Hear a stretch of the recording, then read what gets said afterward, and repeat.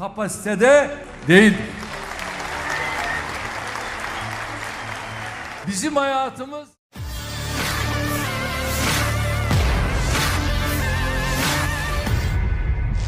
bizim Filistin hassasiyetimizi kırmak için yapıldı.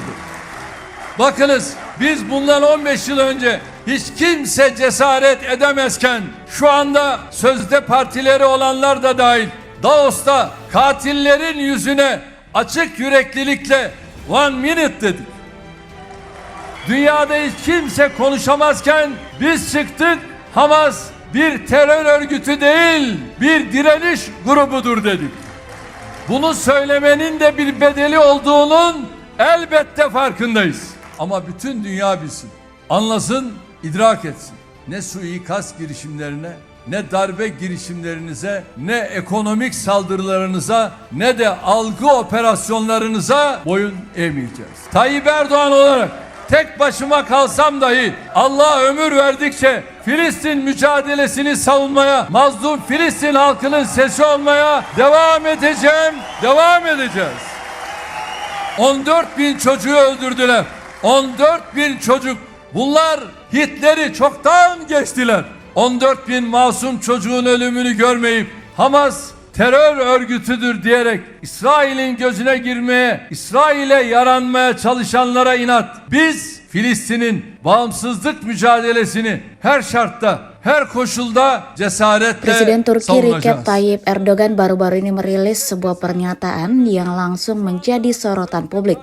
Pasalnya, Presiden Turki tersebut mengatakan bahwa tidak ada perbedaan antara pasukan Turki yang berperang dalam perang kemerdekaan Turki di Perang Dunia I dan Hamas saat ini. Rekaman yang menampilkan pernyataan Erdogan tersebut beredar di aplikasi perpesanan Telegram pada Kamis 18 April 2024. Erdogan sebelumnya menyampaikan bela sungkawa kepada Haniyeh setelah 3 putranya dilaporkan tewas dalam serangan udara Israel di Gaza. Di sisi lain, pasukan pertahanan Israel atau IDF menyatakan bahwa 3 agen yang tewas dalam serangan itu memang adalah putra Ismail Haniyeh, ketua Biro Politik Hamas. Salah satu putra Haniyeh diduga terlibat dalam penyanderaan Israel. Dukungan Erdogan terhadap Hamas terlihat jelas di tengah ketegangan baru antara Turki dan Israel. Meski kedua negara mengumumkan normalisasi hubungan pada Agustus 2022, Erdogan kembali melanjutkan serangan verbal terhadap Israel sejak pecahnya perang di Gaza. Di akhir, Erdogan mengkritik keras Perdana Menteri Israel Benjamin Netanyahu, menuduhnya melakukan kekejaman di Gaza dan menjulukinya sebagai tukang jagal Gaza.